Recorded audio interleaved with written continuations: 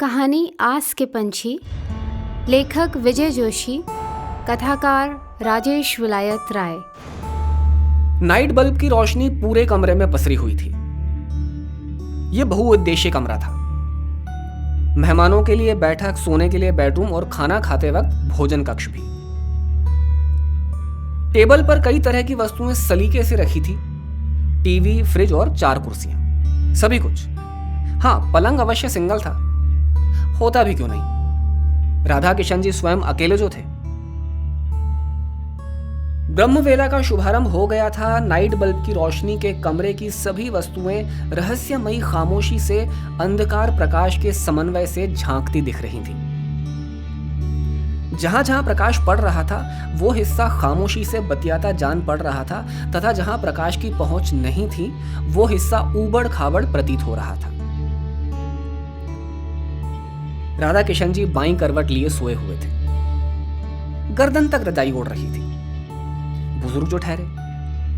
सर्दी हल्की ही थी, फिर भी रजाई का साथ सुहा रहा था।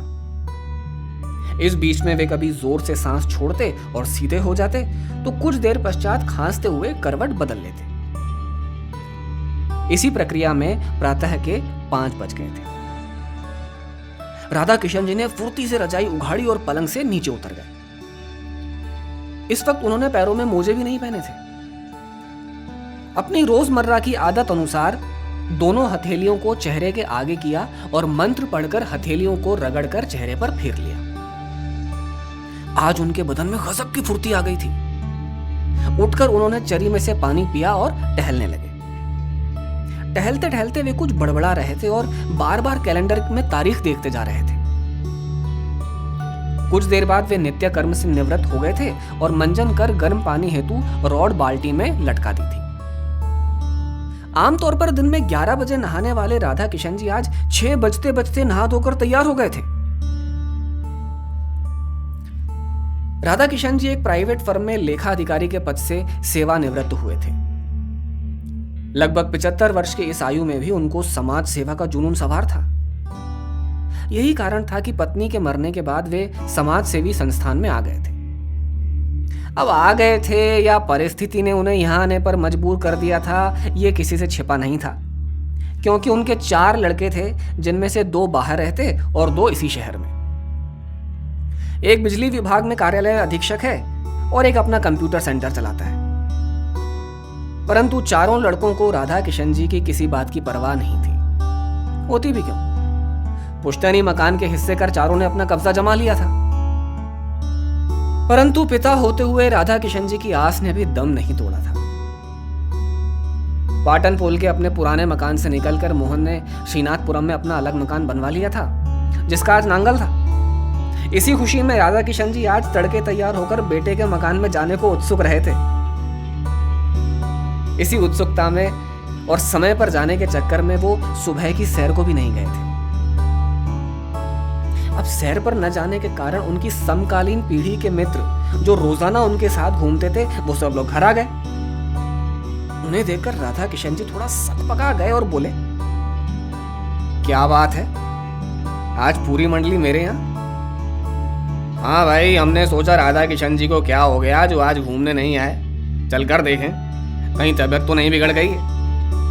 हंसते हुए नारायण लाल जी ने कहा, तबीयत तो नहीं बिगड़ी है, आज कहीं जाना था इसलिए घूमने नहीं आ सका। आंखें चुराते हुए राधा किशन जी ने कहा, कहीं जाना था से मतलब?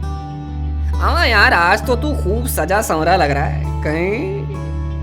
बीच में ही वाक्य अधूरा छोड़कर राधा किशन जी के लंगोटिया दोस्त सीताराम जी ने चुटकी ली थी।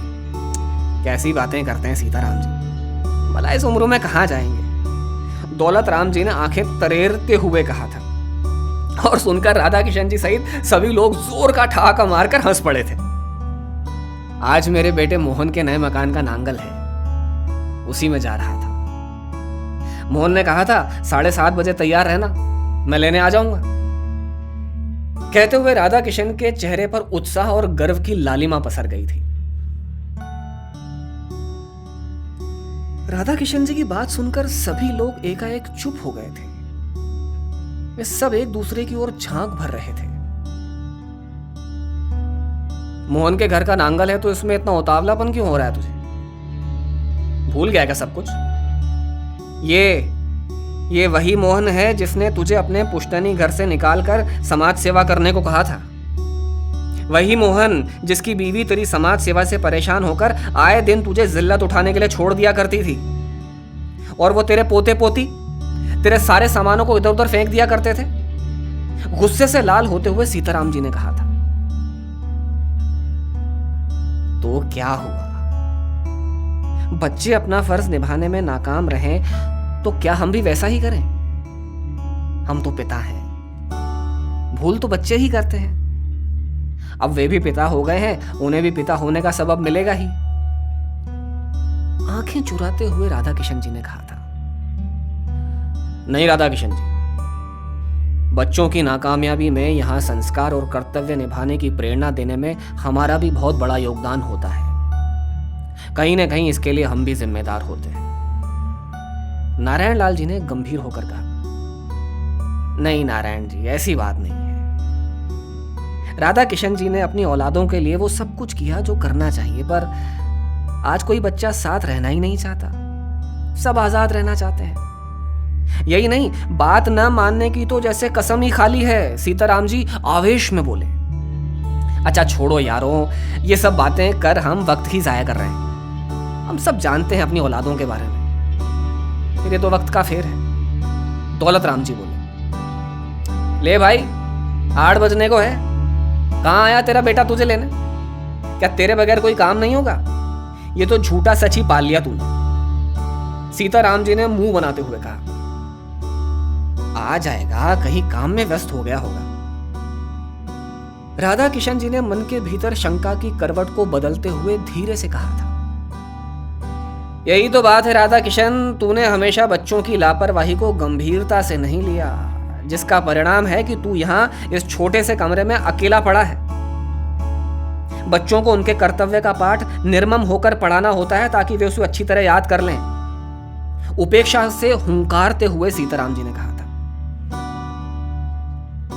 ठीक है यार, मैं जानता हूं तू मुझे बहुत चाहता है। मेरे दिल की ठेस तेरे दिल को हो जाती है, पर क्या करूं, बाप हूं ना।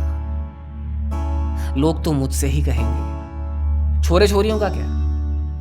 दृढ़ता से राधा किशन जी बोले। सीताराम जी कुछ बोल नहीं वाले थे कि फोन की घंटी बज उठी। उनके हलक से निकलते हुए शब्द खुले होठों से निकली हवा के साथ उड़ गए थे। उन्होंने नाक को अंगुलियों के पोरों से रगड़ते हुए अपना ध्यान फोन पर ही बातचीत पर केंद्रित कर दिया था। ठीक है, आ जाऊंगा। किस तरफ पड़ता है? राधा किशन जी ने सभी की ओर झांकते हुए कहा था। अच्छा, ठीक है कहकर राधा किशन जी ने रिसीवर रख दिया था।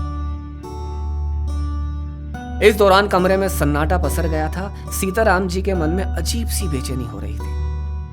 वे छड़ी की मूठ पर जोर जोर से हथेलियां रगड़ रहे थे। अचानक सभी लोग उठ गए थे और राधा किशन जी को अपने हाल पर छोड़कर चले गए। राधा किशन जी ने एक लंबी सांस खींची और ताला ढूंढकर कमरे में बाहर आ गए।